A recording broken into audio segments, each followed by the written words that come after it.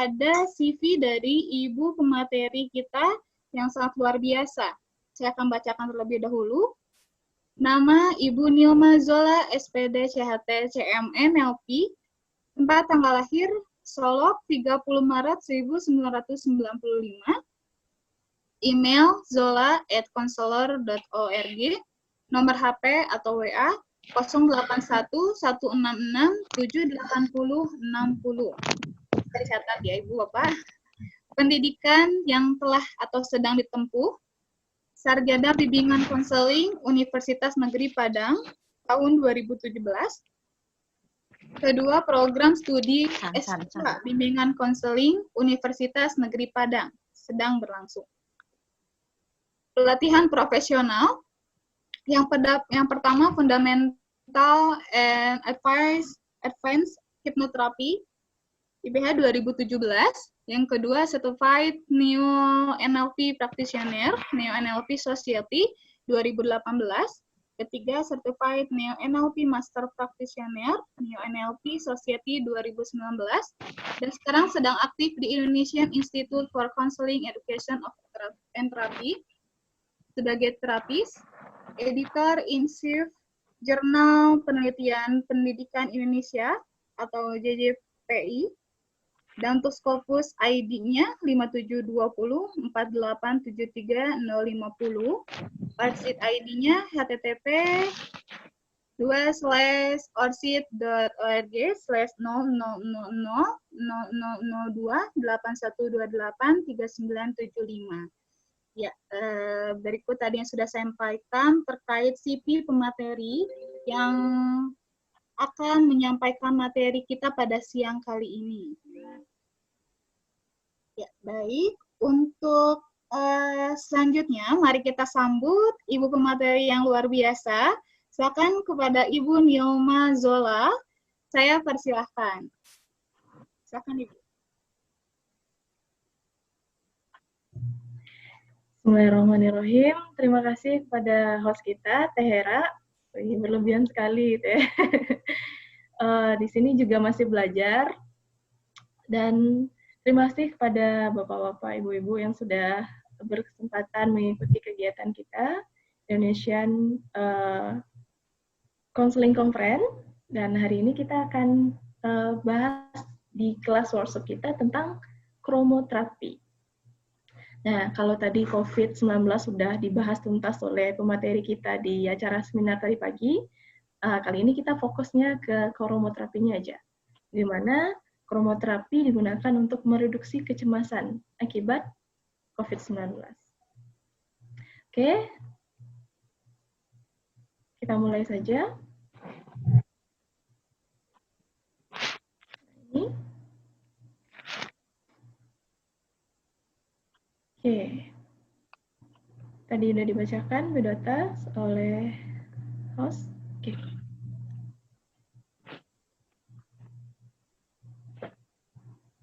Nah, mata manusia bisa melihat lebih dari 7 juta warna. Yo, siapa yang baru tahu hari ini?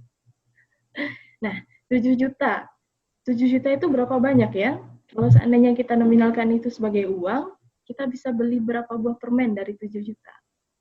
Nah, itu sangat luar biasanya mata manusia ciptakan oleh Tuhan, kita bisa melihat lebih dari 7 juta warna. Nah, mungkin bagi ibu-ibu mungkin lebih banyak lagi warnanya. Kalau bapak-bapak warnanya cuma merah, hijau, kuning, hitam. Kalau ibu-ibu tuh ada warnanya baby pink, ada baby blue, ada pink baby, ada magenta, dan lain sebagainya. Nah, itu. Jadi dari awal memang kita diciptakan oleh Tuhan kita dengan karunia yang luar biasa, mata kita bisa melihat berbagai macam bentuk warna yang telah diciptakannya di bumi ini. Nah, pernah nggak merasakan perasaan yang berbeda saat melihat suatu warna? Misalnya ketika kita keluar, di kiri kanan kita ada pohon warna hijau, lalu kita jalan lagi ada seseorang memakai pakaian berwarna tertentu. Pernah nggak merasa perasaan berbeda saat melihat warna itu? Atau mungkin Bukan hanya melihat, tapi juga termasuk mendengar, menyentuh, ataupun mengecap.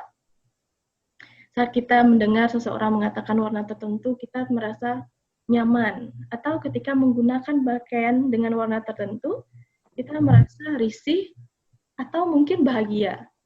Dan bahkan untuk makanan juga. Kita lebih cenderung memakan makanan dengan warna yang kita suka. Coba, pernah nggak merasakan perasaan yang seperti itu? Nah, jadi bagaimana sih warna mempengaruhi kita?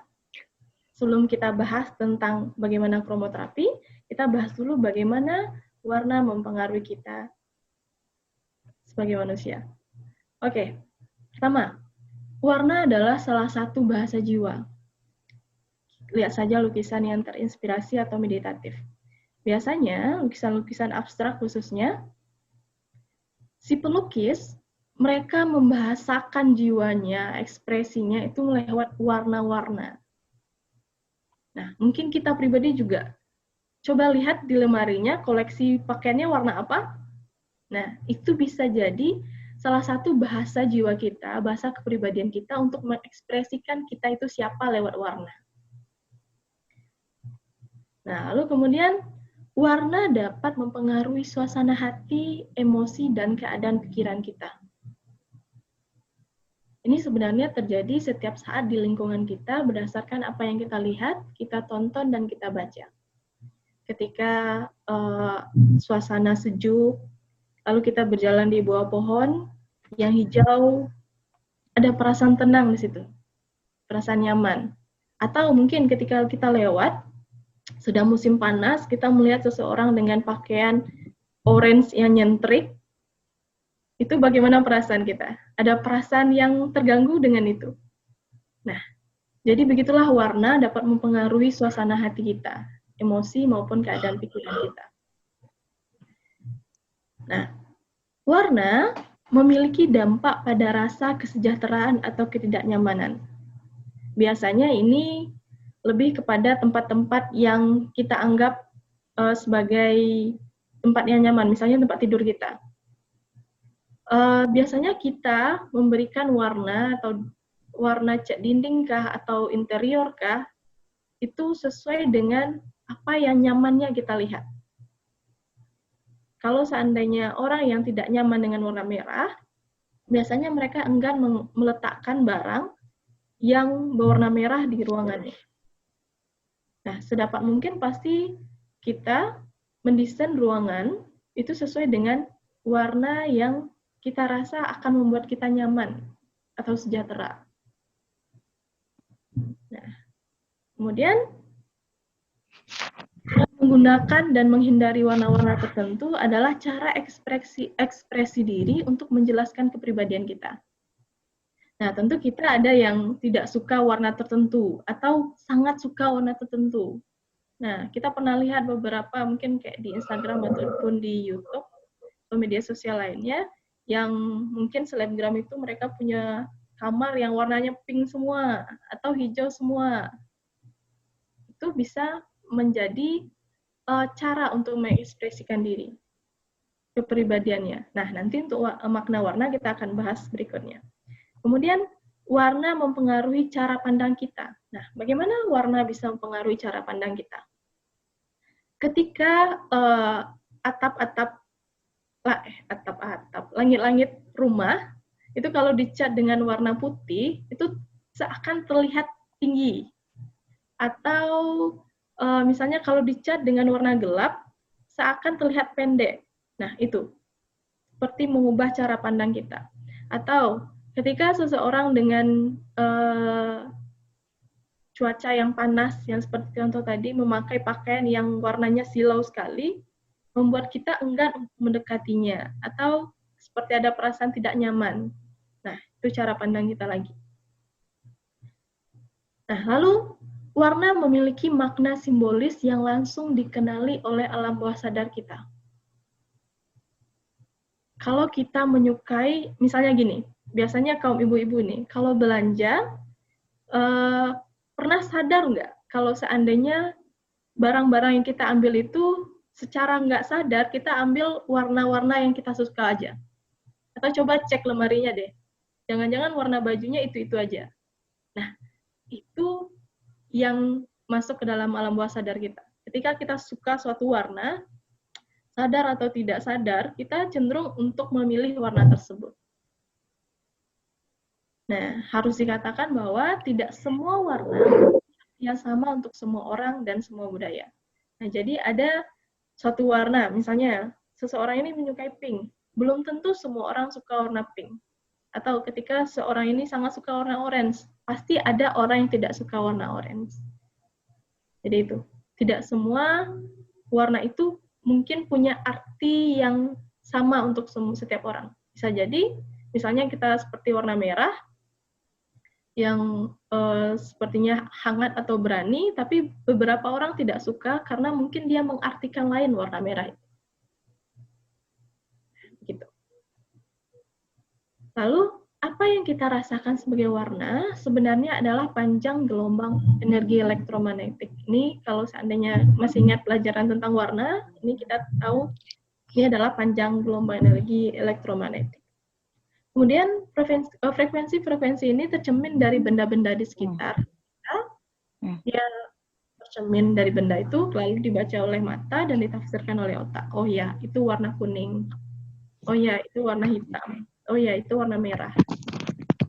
Setiap warna memiliki frekuensi tersendiri, dan cahaya putih adalah gabungan dari semua frekuensi warna. Nah, lalu bagaimana dengan kromoterapi? Kromoterapi juga dikenal sebagai color terapi. Sebenarnya kromoterapi ini sudah dikenal sejak zaman kuno, Mesir kuno, dan baru populer karena diteliti oleh pada abad 16 Masehi. Nah, dikenal dengan color terapi dengan menggunakan warna-warna spesifik untuk memenuhi kebutuhan spesifik. Nah, ini maksudnya gimana? Jadi, di kromoterapi biasanya kita gunakan satu warna yang spesifik dengan tujuan untuk memulihkan atau untuk menyembuhkan sesuatu yang spesifik juga. Misalnya, ketika kita marah, kan yang melonjak di situ emosi. Marah, bagaimana ya? Emosi yang seperti meledak-ledak. Nah, warna yang harus kita berikan adalah warna yang lebih lembut. Artinya ketika marah, kita berikan warna lembut. Oke, nanti itu kita bahas di bawah. Warna dalam kromoterapi digunakan dengan sengaja untuk membantu menyeimbangkan energi tubuh. Jadi dalam kromoterapi, sebenarnya kromoterapi juga banyak digunakan dalam ilmu kesehatan fisik. Nah, ada juga penelitian yang dilakukan, warna-warna tertentu bisa menyembuhkan penyakit tertentu. Ada juga yang membuat alat dengan cahaya, lalu dipasangkan seperti pakai topeng, itu bisa untuk menghilangkan jerawat katanya. Dia menggunakan kombinasi warna merah dan biru. Lalu warna yang paling banyak digunakan untuk menghilangkan rasa sakit, itu adalah warna hijau. Nah, sementara untuk kita di sini, kita nggak akan bahas yang tentang fisik, kita cuma akan bahas tentang yang psikologisnya saja. Nah, kromoterapi dibuat karena didasarkan pada pernyataan bahwa setiap warna memiliki energi penyembuh. Ketika kita sedang jenuh-jenuhnya, sedang merasa down, kecenderungan kita adalah mengurung diri. Misalnya seperti orang depresi, mereka lebih cenderung mengurung diri daripada melihat keluar. Nah, padahal ketika keadaan seperti itu, kan kalau seandainya dia mengurung diri, warna yang dia lihat adalah warna itu saja, misalnya gelap, warna hitam saja. Tapi kalau seandainya dia keluar, maka akan ada reaksi lain dari tubuhnya sehingga bisa mereduksi rasa depresi itu. Dan kromoterapi mengatakan bahwa setiap warna itu memiliki energi penyembuh. Artinya setiap warna punya fungsi yang berbeda-beda. Oke, kita lanjut. Jadi, Apa makna warna dalam kromoterapi? Pertama, warna merah. Merah dikenal mampu merangsang otak dan meningkatkan percaya diri seseorang. Nah, kalau misalnya kita akan melakukan sesuatu dan merasa kurang percaya diri, coba pakai baju merah atau pakai sesuatu yang dengan warna merah. Itu bisa merangsang otak kita untuk meningkatkan rasa percaya diri. Lalu, keseimbangan yang tepat pada warna merah berguna untuk membuat kita merasa ceria pada hari yang suram. Nah, ini, ketika lagi galau, ketika lagi banyak pikiran, ketika merasa harinya buruk, coba gunakan warna merah. Ini bisa membuat kita lebih ceria lagi. Sementara sifat penyembuhannya menghadirkan kehangatan, energi dan stimulasi. Oleh karena itu baik untuk energi, memulihkan kelelahan. Orang yang dingin ini maksudnya cool. Gimana ya? Mungkin pendiam atau orang yang pasif nih, dan pasif. Nah, warna merah bisa merangsang otak untuk lebih berenergi lagi. Lalu warna hijau. Nah, warna hijau ini memiliki pengaruh yang menenangkan pada pikiran dan tubuh. Hijau dapat digunakan untuk hampir semua kondisi yang membutuhkan penyembuhan. Hijau diketahui memiliki efek menenangkan dan membantu membawa perasaan rileks serta harmoni. Nah itu kenapa kalau di Bandung hijau, banyak hijaunya ya Teh. Nah, ketika orang kota pergi ke perdesaan dan mereka melihat pemandangan yang hijau, pasti di sana ada perasaan tenang. Pasti di antara kita pernah merasakan itu. Ada perasaan nyaman di situ, ada perasaan rileks di situ. Ya, itulah kekuatan warna hijau. Dia memiliki efek menenangkan serta membantu membawa perasaan kita menjadi lebih nyaman dan tenang. Oke, kemudian warna orange. Warna orange ini terkait dengan perasaan bahagia dan percaya diri, serta memiliki efek energi nyata pada seseorang. Nah, biasanya orang-orang yang menyukai warna orange ini adalah orang-orang yang ekstrovert. Mereka yang senantiasa percaya diri, kalau dilihat kayak bahagia terus orangnya gitu. Biasanya orang-orang yang nyuka warna orange seperti itu kepribadiannya. Kemudian warna orange sesuai digunakan saat merasa sedang tidak bersemangat. Jadi dengan melihat warna orange, ini bisa merangsang otak kita untuk lebih semangat lagi. Nah, gimana caranya nanti kita bahas bawah. Kemudian biru melambangkan pengetahuan dan dikenal memiliki efek menenangkan. Nah, ini nggak salah lagi ketika kita lagi kayak down, kemudian ke pantai, lihat pemandangan laut, seketika jadi kayak perasaan tenang. Nah, itu efek dari warna biru. Membawa ketenangan, menenangkan emosi yang kuat seperti kemarahan, agresi, atau histeria. Jadi kalau seandainya ada lagi marah-marahnya, coba deh lihat warna biru, atau kalau seandainya memungkinkan, ke laut, ke pantai. Lihat sesuatu yang biru lebih banyak. Itu bisa meredam rasa marah kita. Nah, preferensi warna biru ini dingin dan menenangkan, damai dan nyaman. Tapi, jika warna birunya makin gelap, itu bisa meningkatkan perasaan melankolis. Pernah dengar istilah feeling blue? Nah, feeling blue ini lebih kepada kayak perasaan depresi. Nah, itu juga nggak bagus kalau seandainya dia berlebihan di warna biru. Kalau seandainya lagi sedih, usahakan jangan lihat warna biru. Karena itu akan membuat kita lebih melankolis lagi. Kemudian warna kuning.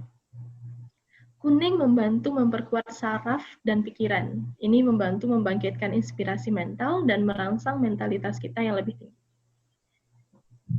Nah, kalau seandainya warna kuning ini dipasangkan, kita gunakan, atau baju kuning kita gunakan saat merasa sedih, ini bisa meningkatkan mentalitas kita lebih tinggi lagi.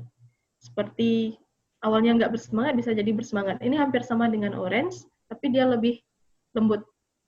Artinya kalau orange tadi lebih strong dia. Kalau kuning lebih di bawah orange. Nah, kecerahan dari warna kuning ini mampu membawa kejernihan pikiran, cocok digunakan saat merasa down. Tapi jangan menggunakan warna kuning ini di banyak untuk dinding rumah, di banyak tempat. Karena kalau melihat warna ini terus-menerus bisa memicu stres juga. Kemudian violet. Violet masuk dalam kategori warna dingin, sehingga mampu mengurangi orang yang mengalami stres di tempat kerja. Nah, ini bagi yang sering mengalami stres tempat kerja, melihat warna violet bisa jadi salah satu solusi. Kemudian violet adalah warna transformasi. Violet menyembuhkan melankolis, histeria, dan delusi. Nah, kemudian warna pink. Warna pink menyembuhkan kesedihan, kesedihan dan penyembuhan emosional. Nah, ketika warna pink ini hampir sama dengan warna biru, dia sifatnya menenangkan, tapi pink ini dia lebih kepada melembutkan perasaan. Jadi saat kita emosi atau marah, dengan melihat warna pink atau merasakan warna pink ini, bisa mereduksi kemarahan tadi. Kemudian, pink melambangkan kelembutan, kemanisan, kepolosan, kemudaan, dan kelembutan. Orang yang lembut dan baik hati. Oke, siapa nih yang suka warna pink di sini? Nah, seseorang yang tidak suka warna pink mungkin memiliki tantangan dengan mengekspresikan sisi lunak, lembut, atau sisi perempuan. Nah, kalau nggak suka warna pink, berarti dia nggak mau kelihatan lembut. Biasanya cowok-cowok nggak suka pink ya, karena kalau pink itu lebih kepada perempuan, feminim. Nah, itu dari warna pink. Nah, kemudian gimana sih reaksi warna ini terhadap tubuh? Kenapa warna bisa berpengaruh terhadap tubuh? Ternyata tubuh kita adalah ekspresi lahiriah dari apa yang terjadi di alam pikiran, jiwa, dan alam bawah sadar dari individu. Nah, kromoterapi. Kromoterapi memanfaatkan ini. Melalui warna, masuk ke dalam jiwa kita, perasaan kita, lalu muncullah ekspresi lahiriah di tubuh kita. Nah, dalam penyembuhan, warna tidak bertindak sebagai penyeimbang. Dengan memberikan warna yang dibutuhkan seseorang, dalam penyembuhan, warna bertindak sebagai penyeimbang. Dengan memberikan warna yang dibutuhkan seseorang lebih banyak, atau dengan memberikan kebalikan dari warna yang terlalu banyak dimiliki seseorang. Nah, maksudnya begini,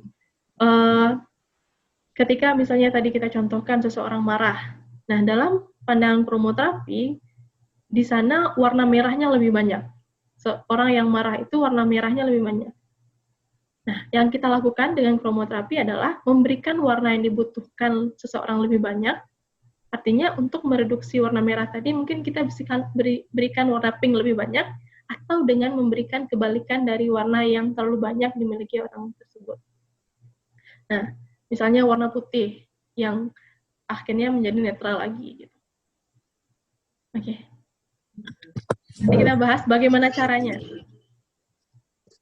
Nah, pilihan warna tertentu dapat menunjukkan dua hal. Yang pertama, ekspresi diri. Nah, Anda memilih warna yang sesuai dengan kepribadian Anda, misalnya hijau untuk pencinta harmoni dan alam. Nah, ada dua alasan bagaimana seseorang memilih warna tertentu. Pertama, dia untuk mengekspresikan diri. Yang kedua adalah untuk penyelesaian. Penyelesaian ini maksudnya, Anda memilih warna yang Anda butuhkan lebih banyak, misalnya orang yang aktif dan bersemangat, mereka lebih memilih warna biru. Nah, artinya untuk kepentingan penyembuhan atau penyelesaian dari konflik yang terjadi saat itu pada dirinya. Nah, sekarang bagaimana caranya kita menggunakan kromoterapi itu sendiri? Oke, yang pertama, pernafasan warna. Nah, kan kita udah bahas tentang makna warna dalam kromoterapi. Makna warna dalam kromoterapi tadi diulangi kembali bahwa tidak semua mungkin orang punya makna yang sama terhadap warna tertentu. Ada Mas tuh sama Mas. Misalnya tadi warna merah diekspresikan adalah perasaan berani, perasaan penuh semangat, tapi mungkin beberapa orang menganggap warna merah itu adalah warna yang tidak bagus. Mungkin dia punya trauma pada warna merah, atau memang punya persepsi yang buruk tentang warna merah. Jadi jadi tidak semua makna yang disebutkan tadi berlaku sama untuk semua orang. Nah, oke.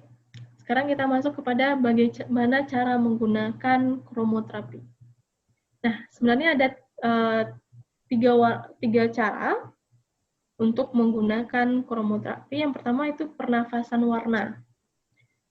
Pernafasan warna adalah sebuah teknik bernafas dengan cara membayangkan suatu warna dalam bernafas. Teknik ini dilakukan ketika individu menghirup dan menghembuskan nafas. Nah, caranya adalah, misalnya, ketika kita merasa tidak bersemangat, lalu silakan bayangkan dalam tubuh kita, warna tidak bersemangat itu warna apa?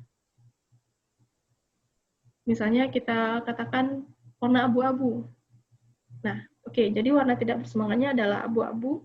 Kemudian warna semangatnya warna apa? Kita bisa tanyakan klien kita, warna semangatnya warna apa? Misalnya warna pink.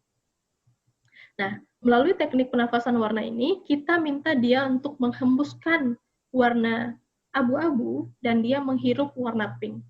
Jadi seperti penggantian warna gitu dalam tubuhnya. Jadi kita minta dia rileks terlebih dahulu, lalu membayangkan warna abu-abu itu memenuhi dirinya, lalu kita suruh keluarkan yang warna abu-abu itu, rasa tidak semangat tadi. Lalu ganti dengan warna pink untuk mengganti warna abu-abu yang keluar tadi dengan warna pink. Lakukan sampai klien kita benar-benar merasa warna pink itu sudah mengisi seluruh tubuhnya. Nah, begitu pernafasan warna. Jadi melalui teknik menarik dan menghembuskan. Nah, yang dicontohkan tadi itu kan makna warna menurut si kliennya. Nah, kita juga bisa menggunakan makna warna menurut kromoterapi tadi. Nah, itu tergantung dengan kliennya. Lalu, teknik meditasi. Nah, teknik meditasi ini adalah membayangkan atau berimajinasi dengan memusatkan perhatian pada objek yang bersifat visual atau yang mengandung warna-warna, dan dari bayangan itu yang dimunculkan mampu memberikan efek relaksasi pada tubuh. Meditasi warna ini tidak seperti meditasi yang kita bayangkan, bisa jadi seperti itu, bisa jadi tidak. Nah, di teknik meditasi kromoterapi, biasanya lebih cocok digunakan pada tempat yang memang tenang, kemudian sudah ada warna yang disukai itu di situ, atau warna penyembuh itu di situ. Misalnya di taman, dengan dia warna hijau. Nah, dia melihat objek di situ adalah perpohonan warna hijau, rumputan warna hijau. Di situ melakukan meditasi dengan memusatkan pikirannya terhadap warna objek itu. Lalu memasukkan warna itu ke dalam dirinya. Nah, setelah itu nanti akan memberikan efek relaksasi terhadap tubuh. Dan apakah bisa dilakukan dalam ruangan? Bisa. Nah, mungkin kita perlu menstimulus dengan meletakkan benda yang berwarna tertentu tersebut. Misalnya layar, kita bisa pilih layar apa di komputer kita, lalu lakukan meditasi di situ, juga bisa seperti itu. Nah, kemudian air solarisasi. Nah, berbeda dengan teknik sebelumnya, dua teknik sebelumnya, air solarisasi ini terapi dengan media botol, gelas, atau air, di mana salah satu dari ketiga media itu harus diberi air dan harus memiliki warna. Dan warnanya ini tidak harus dari airnya, bisa dari warna botolnya. Kemudian mungkin bisa diberikan air biasa, lalu diminum. Nah, di sini dasarnya adalah dengan membayangkan ketika kita minum air dari botol yang berwarna itu, kita sedang memasukkan kekuatan warna itu ke dalam tubuh kita. Atau ketika kita minum air dengan warna tertentu, kita sedang memasukkan kekuatan warna dari air minuman itu ke dalam tubuh kita. Nah, seperti itu air solarisasi. Lanjutkan dengan sesi berikutnya. Terima kasih.